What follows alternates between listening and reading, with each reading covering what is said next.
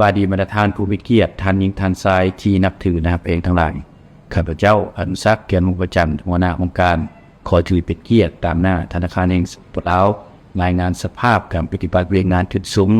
ระยะเดือนเมษายนในทิศทางเป็นการจุดซุ้มเดือนพฤษภาคม2026ซึ่งต้นโตแมนสุ่มใส่การปฏิบัติภารกิจบาทซึ่งคลองมาข้าวของแผนกธนาคารโดยสังเกตคือดังนี้ 1. ด้านนโยบายเงินตราและนโยบายอัตราแลกเปลี่ยนได้สืบต่อรักษาอัตราดอกเบี้ยพื้นฐานของธนาคารแห่งสปปลาวระยะ7 วันอยู่ในระดับเดิมคือ8%ต่อปีสืบต่อรักษาเงินเฮฝากบังคับอยู่ในระดับ8%สำหรับเงินกีบและ11%สำหรับเงินตราต่างประเทศสืบต่อออกและจำหน่ายพันธบัตรระยะสั้นของธนาคารแห่งสปปลาวระยะ7 วัน1 เดือน3 เดือนและ6 เดือนรวมเป็นมูลค่าทั้งหมด 15,456 กีบซึ่งลดลง6%เทียบกับเดือนผ่านมาสืบต่อจะตั้งปฏิบัตินโยบายอัตราแลกเปลี่ยนตามกลไกตลาดที่มีการคุ้มครองของรัฐโดยการกำหนดอัตราแลกเปลี่ยนอ้างอิงกีบดอลลาร์ประจำวันให้ธนาคารธุรกิจและได้ออกข้อตกลงว่าด้วยการกำหนดอัตราแลกเปลี่ยนฉบับเลขที่313โทมลวันที่10 เมษายน 2026โดยเนื้อในรัฐแมนการปรับข้ออัตราอ้างอิงเงินกีบเทียบใส่เงินดอลลาร์มาอยู่ในระดับบวกลบ1.5ในวันที่20 เมษายน 2026จากระดับบวกลบ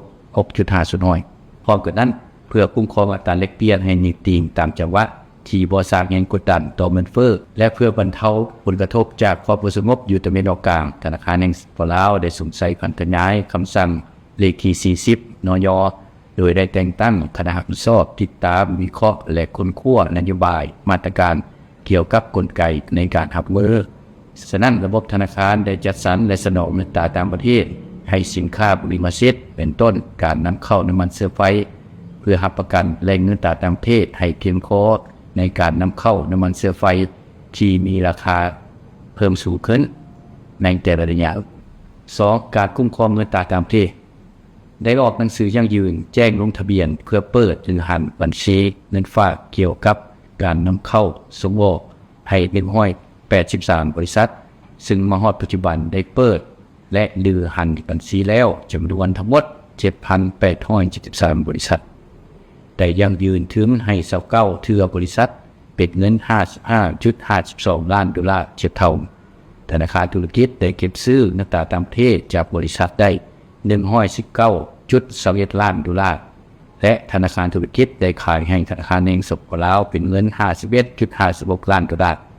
ได้กวดกาเวียงงานคุ้มครองเงินตราต่างประเทศของธนาคารธุรกิจจำนวนหนึ่งพร้อมทั้งกวดกาห้างค้าจำนวน7 แห่งที่เคลื่อนไหวแลกเปลี่ยนเงินตราต่างประเทศแบบผิดกฎหมายการรับชำระและประกาศราคาสินค้าเป็นเงินตราต่างประเทศร่วมเจ้าหน้าที่กระทรวงป้องกันความสงบและกระทรวงอุตสาหกรรมในขั้นต่างนอกจากนี้ในเดือนเมษายน 2026ทั่วระบบธนาคารได้จัดส่งเงินตราต่างประเทศให้การนำเข้าน้ำมันเชื้อไฟจำนวน 113.35 ล้านดอลลาร์เทียบเท่าและได้รับการสนองเงินตราต่างประเทศผ่านตลาดและเปลี่ยนเงินตราต่างประเทศจำนวน 2.76 ล้านดอลลาร์เทียบเท่า3. เวียดนามคุ้มครองธนาคารธุรกิจและสถาบันการเงินที่บ่แม่นธนาคาร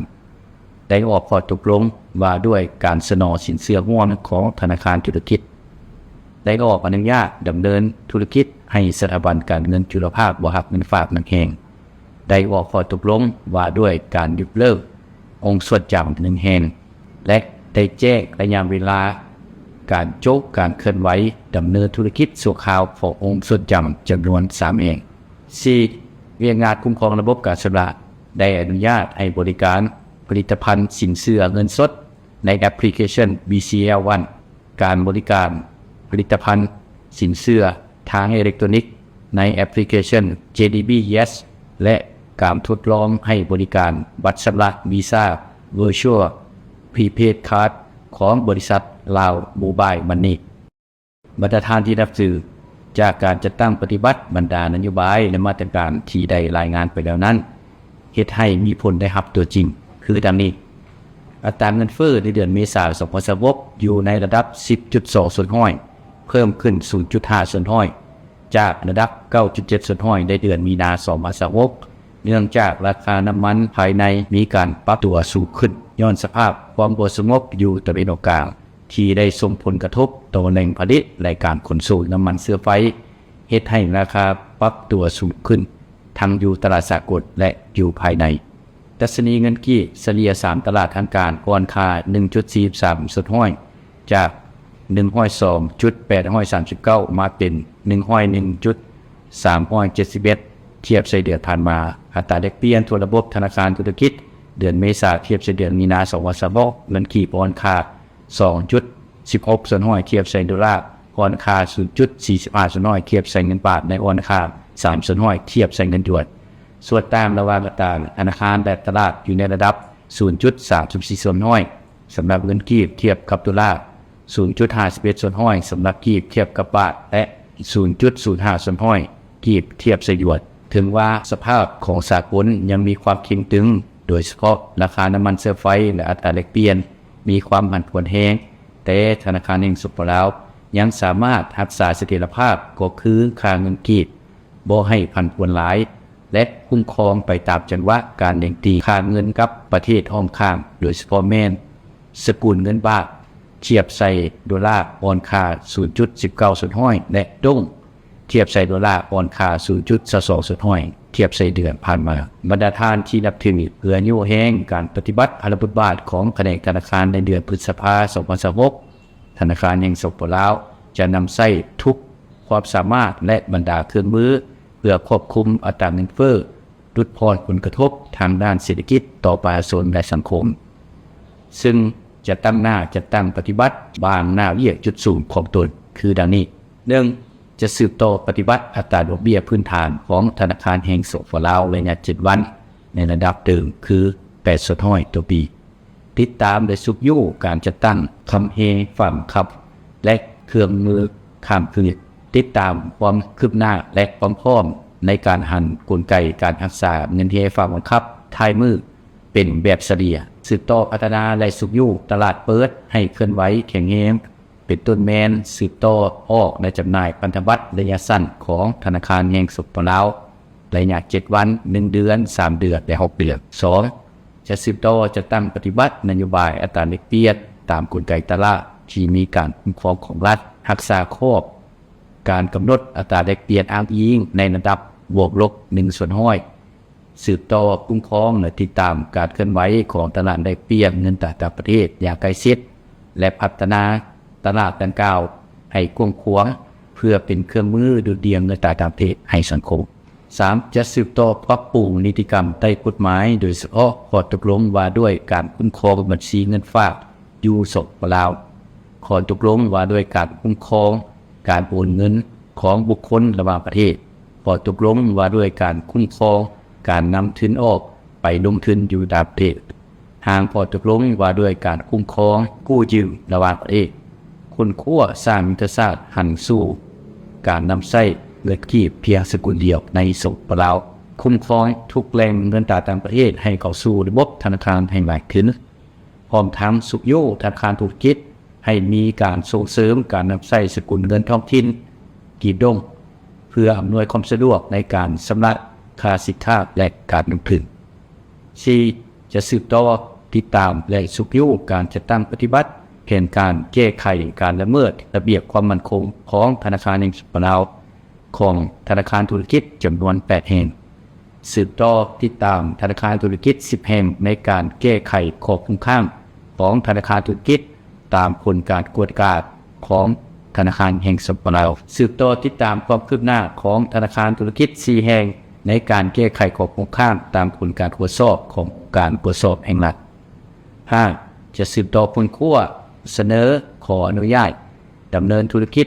ของสถาบันการเงินจุลภาคบ่รับเงินฝาก14 แห่งและของส่วนเจ้า11 แห่ง 6. จะสืบต่อติดตามการทดลองเสื่อมระบบการชำระเงินข้ามแดนด้วยเงินดิจิทัลหยวนระหว่างสปปลาวและสปปจีนเพื่อพ้นขั้วกำหนดเวลาเปิดตัวโครงการอย่างเป็นทางการบรรดาท่านที่นับถือแนวแพงทั้งหลายทั้งหมดนั้นแม้นการรายงานโดยสังเกตสภาพการเคลื่อนไหวบางเวียกงานจุดสุ่มของธนาคารแห่งสปปลาว ในระยะเดือนเมษายน2026ที่ได้นำใช้บรรดาเครื่องมือและนโยบายที่อยู่ในความผิดชอบตนในการควบคุมอัตราเงินเฟ้อและอัตราแลกเปลี่ยนเพื่อลดผ่อนผลกระทบทางด้านเศรษฐกิจต่อประชาชนและสังคมพร้อมทั้งเสนอบางแผนเบี้ยที่สูงในเดือนพฤษภาคม2026ที่จะสืบต่อดำเนินการพร้อมกันนี้ก็ขอแจ้งมายังสังคมทราบว่าธนาคารทั่วระบบพวกเขายังสืบต่อขยายตัวและยังมีความเข้มแข็งมั่นคงโดยพื้นฐานแสดงว่าคือจำนวนทรัพย์สินสินเชื่อและเงินฝากเพิ่มขึ้นอย่างต่อเนื่องในระยะ4เดือนต้นปี2026ทรัพย์สินเพิ่มขึ้น 4.93 ส่วนห้อยเงินฝากเพิ่มขึ้น 6.52 ส่วนห้อยซึ่งสะท้อนให้เห็นว่าสังคมให้ความเชื่อมั่นต่อระบบธนาคารทั่วระบบสามารถปฏิบัติอัตราส่วนความมั่นคงสอดคล้องตามการกำหนดของธนาคารแห่งสปป.ลาวเป็นต้นแม่นอัตราส่วนความเก็บออกขึ้นอยู่ในระดับ 17.63 ส่วนห้อยอัตราส่วนหนี้ทวงยากอยู่ในระดับ 1.16 ส่วนห้อยอัตราส่วนกำไรสุทธิต่อทรัพย์สินอยู่ในระดับ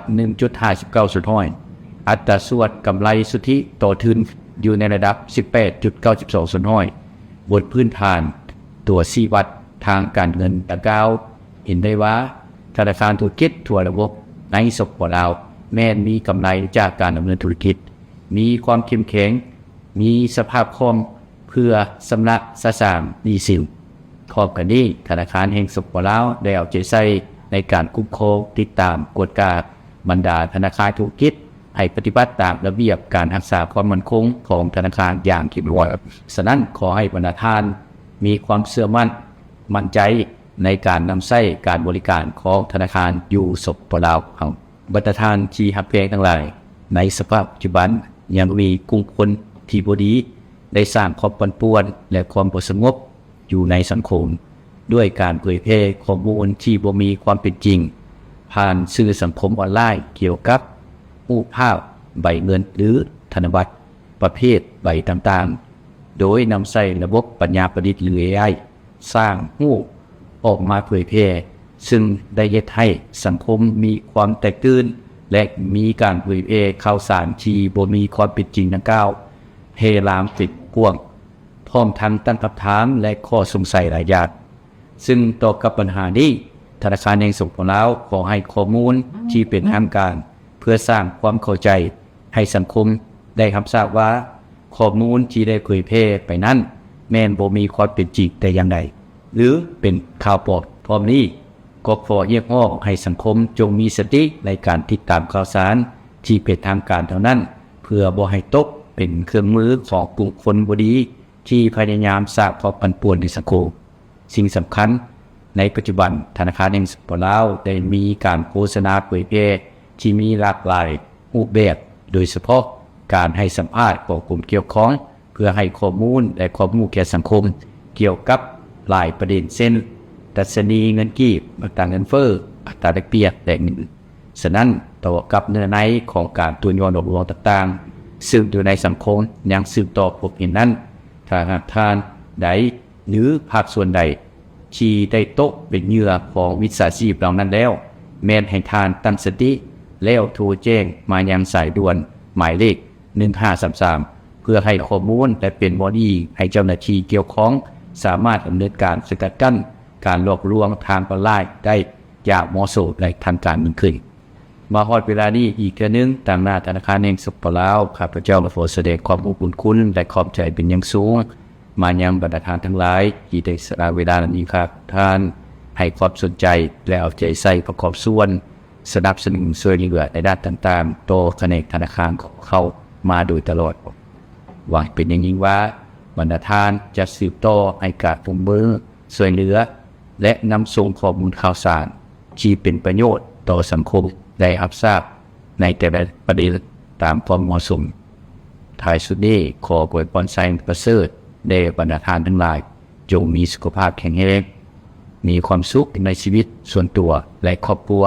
มีผลสำเร็จในทุกสิ่งทุกอย่างที่พร้อมดำเนินการอย่างจบงามทุกประการด้วยขอขอบใจอยู่บ้าน